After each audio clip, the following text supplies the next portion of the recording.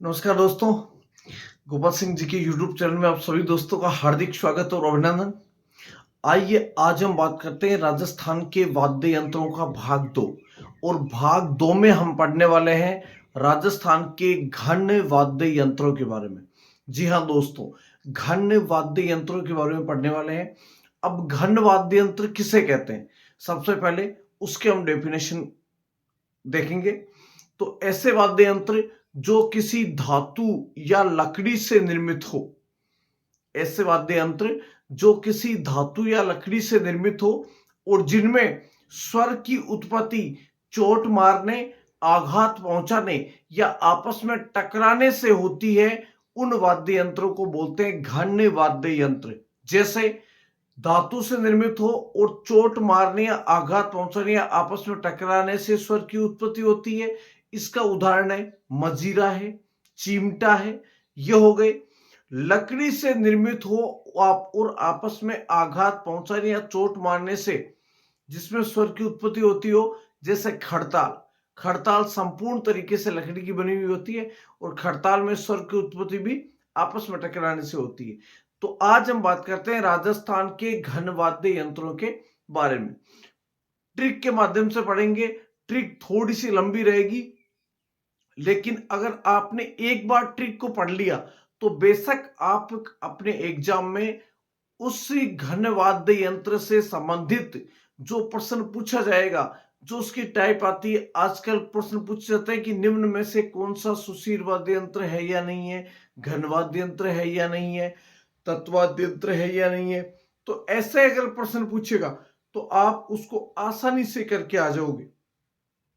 तो आइए बिना देरी की शुरुआत करते हैं राजस्थान के घन वाद्य यंत्रों के बारे में।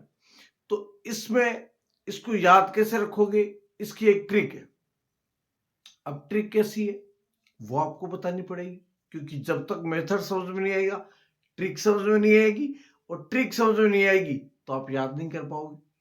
तो क्या होता है कि एक बार एक व्यक्ति होता है, उसकी नई नई शादी होती है। जब नई नई शादी होती है तो वो व्यक्ति अपनी वाइफ से बोलता है कि देखो, आप पढ़े लिखे हो, सर्वगुण संपन्न हो, लेकिन आप हमारे गांव में आए हो, आपकी शादी ग्रामीण में हुई है, और हमारे राजस्थान के ये संस्कार हैं कि जो बहू होती है वो अपने जेठ के सामने, वो अपने बड़े बुजुर्गों के सामने घूंघट में रहती है। इसलिए आपको भी किस में रहना है? घूंघट में ही रहना है। अगर बिना घूंघट के मेरे बड़े भाई साहब ने आपको देख लिया तो आग बबूला हो जाएंगे, और आग बबूला ही नहीं, वो आपकी पिटाई भी कर देंगे।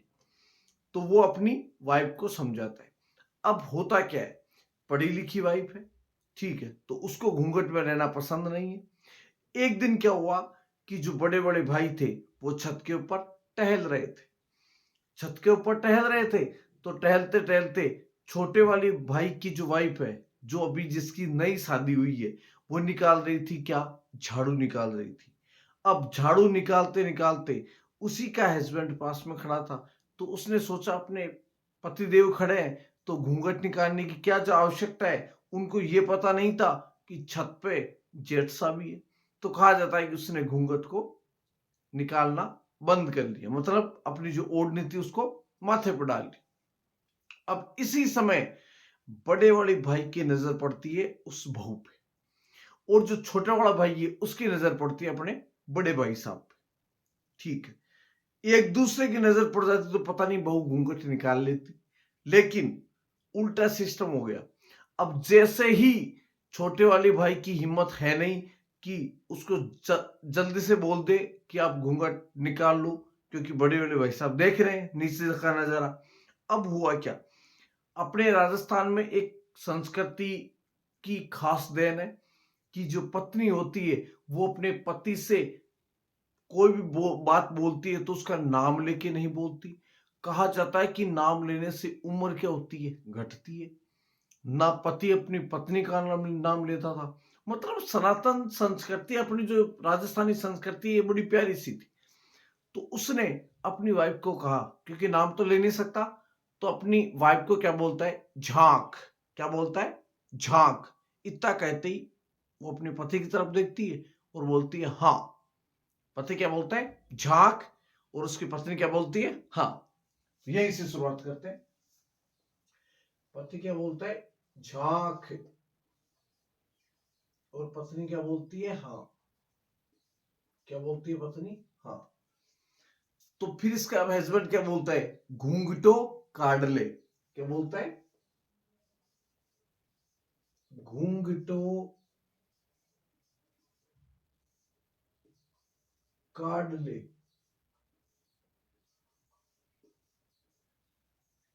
ठीक है। क्यों? अब इसके भाई का नाम है श्रीवीर झा। अब जैसे ही भाई साहब ने देखा उसको, तो उसको गुस्सा आ गया।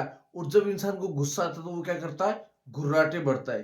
तो ये बोलता है झांक। इसकी पत्नी बोलती है हाँ। तो ये पत्नी को क्या बोलता है? घूंघटो काट ले। क्यों? क्योंकि श्रीवीर झा, भाई बड़ा है तो नाम श्री लगाया जाएगा। तो श्री वीर झा भरे घुर्राटा। भरे घुर्राटा। ठीक है। यहां तक याद रखोगे। तो झांक पहले अपने पति को बोलता है, इसकी पत्नी बोलती है हाँ। बोला घूंघटो काट ले। क्यों?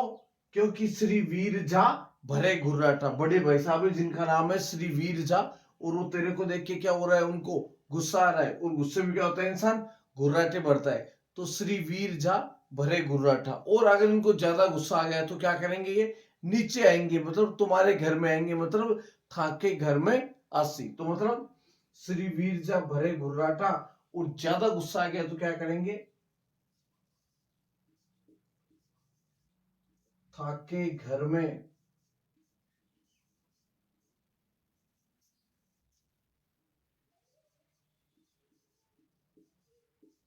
चिंता ता चिता।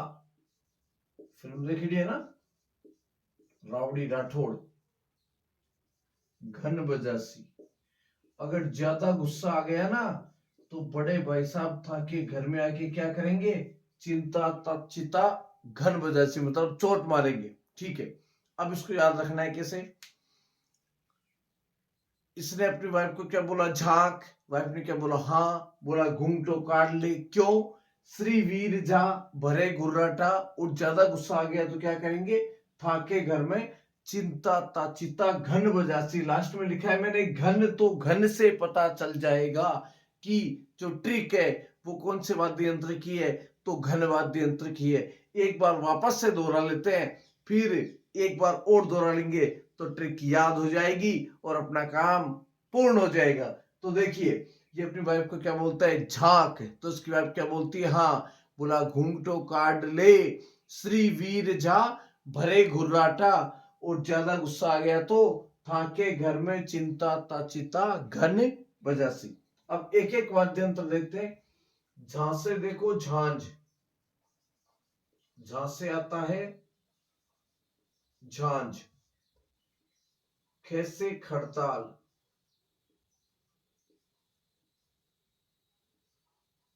खड़ताल। हाथ से आता है हाकड़। हाथ से क्या आता है दोस्तों? हाकड़। घुस से आता है घुंघरू।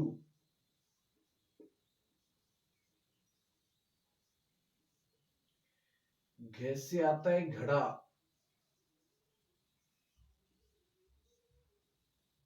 टोस से आता है टोकरियो।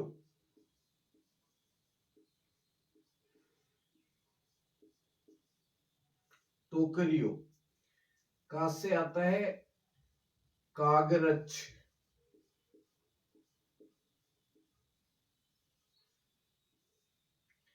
ड से आता है डंडिया। डंडिया। ले से आता है लेजिम। श्री से श्रीमंडल। श्री मंडल। वीर से आता है वीर घना। वीर घना, जा से आता है झालर,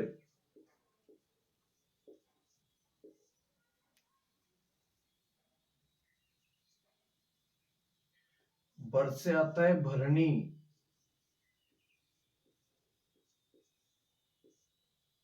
घुरा से आता है घुरालिया, घुरालिया, टा से हो जाएगा आपका टाली। ठीक है,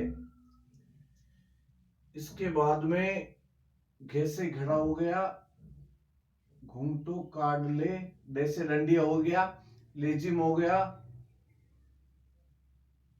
था से हो जाएगा थाली, थाली, कैसे करताल, कैसे हो जाएगा करताल, कैसे हो जाएगा घंटा, रे से हो जाएगा रमझोल, रमझोल, मैं से हो जाएगा मजीरा, ची से हो जाएगा चिमटा, ता से हो जाएगा ताल, इस ता से हो जाएगा तासली, इस ची से हो जाएगा चीपिया, ता से हो जाएगा तारपी। ठीक है, घे से हो जाएगा घड़ा हो ही गया। ठीक है, घंटा हो ही गया, और चिंता ता चिता घन वजह सी, ये घन से घन हो जाएगा। चिपिया, तारपी, तासली हो गया, तारपी तासली ताल हो गया। ठीक है, तो ये हो गया आपका कौन से वाद्य यंत्र, घन वाद्य यंत्र। एक बार वापस से समझा देता हूं दोस्तों। घन वाद्य यंत्र, जा से झांझ, खे से खड़ताल, हा से हाकड़, घू से घुंघरू, घे से घड़ा, टो से टोकरियो, का से हो जाएगा कागरच, डे से हो जाएगा आपका डंडिया, ले से हो जाएगा लेजिम, श्री से श्री मंडल, वीर से वीर घना, झा से झालर, भर से भरणी, घू से गुरा से गुरालिया, टा से टाली, था से थाली, कैसे करताल, घे से घंटा, रे से रमझोड़, में से मजीरा, ची से चिमटा, ता से ताल, ता से तासली, ची से चीपिया, और ता से तारपी, और घन बजासी का मतलब घन बजासी। ये हो गए सारे वाद्य यंत्र। अब इसमें ध्यान रखना है कुछ प्रमुख, जैसे खड़ताल लकड़ी का बना होता है, दोनों हाथों में लेकर के बजाया जाता है, आवाज आती है इसमें खड़ खड़ की, इसलिए इसको बोलते हैं खड़ताल। झांझ है, ये झांझ मजीरे के आकार का बड़ा वाद्य यंत्र होता है, जो मेलों के अवसर में विशेष तौर से तुम्हारी कच्ची घोड़ी के अवसर के ऊपर इसको बजाया जाता है। देखो घड़ा होता है, ये भी बजने के काम आता है, और घन वाद्य यंत्र में इसको बजाया जाता है। लेजी में टोकरियो है, कागरच है, श्रीमंडल, वीरगना। एक देखो झालर, झालर होती है ना, ये झालर, इस झालर को मंदिर में देखा होगा लटकी हुई होती है झालर, और आवे जब भी बजाए, जाते तभी बजाए, इसीलिए इसको क्या बोलते हैं, बावड़ी झालर। कई बार अपन बोले कहावत है ना अपने, बोले बावड़ी झालर है क्या, बावड़ी झालर उसको बोलते हैं जिसको कोई भी बजाओ, आता हुआ भी दे दमीड़, जातो भी दे दमीड़, बिन बोले के बावड़ी झालर। बरनी, ये आपके लोक देवताओं का जब भाव आता है उस समय बजाया जाने वाला वाद्य यंत्र कौन सा है, बरनी। ठीक है, इसके बाद में टाली, एक हाथ में पकड़ी जाती है, दूसरे हाथ में लकड़ी की डंडे की सहायता से मंदिर में बजाई जाती है टाली। थाली भी देखो वाद्य यंत्र के शामिल में, घन वाद्य यंत्रों में थाली को भी शामिल किया गया है, क्योंकि जब किसी के घर में पुत्र का जन्म होता है, ठीक है, पुत्र जन्म के अवसर के ऊपर बजाई जाती है क्या, थाली। तो थाली भी किस श्रेणी में आती है, आपके घन वाद्य यंत्र की श्रेणी में आती है। इसके बाद में बात करते हैं करताल। करताल का मैंने आपको तत्वाद्य यंत्र में बताया था। करताल वाद्य यंत्र नारजी के द्वारा बजाए जाने वाला प्रसिद्ध वाद्य यंत्र है, जो आपके इक तारा की संगत में बजाया जाता है। एक हाथ में इक तारा और एक हाथ में करताल। करताल को लेने के बाद में तो करते हैं नारद जी महाराज नारायण नारायण, मतलब जो करताल होती है ये करताल इक तारा वाद्य यंत्र के संगत में बजाई जाती है। ठीक है, तो ये हमने पढ़े राजस्थान के घन वाद्य यंत्र। अब इनमें जो क्वेश्चन आता है वो अत्यधिक बार ऐसा ही क्वेश्चन आता है कि निम्न में से कौन सा घन वाद्य यंत्र नहीं है। ठीक है, या है, अगर नहीं है तो 3 इनमें से आएंगे, एक दूसरा आएगा, और है तो 3 दूसरे आएंगे, एक इनमें से होगा। ठीक है, इतना सा ध्यान रखना दोस्तों। ये ट्रिक अगर याद कर लिया आपने तो बेशक आपका इसमें से कोई भी क्वेश्चन गलत नहीं होगा। ठीक है, बाकी मिलते हैं नेक्स्ट वीडियो में जिसमें हम पढ़ेंगे इसका तीसरा भाग, और वो रहेगा आपके अवनद वाद्य यंत्र का। ठीक है दोस्तों, किस वाद्य यंत्र का? अवनद वाद्य यंत्र का। तो हमारा वीडियो कैसा लगा इसको लाइक जरूर करना, कमेंट करना, और बताना है कि आपका वीडियो कैसा लगा, आपको कैसा समझ में आया। इसी के साथ में जय हिंद, जय भारत।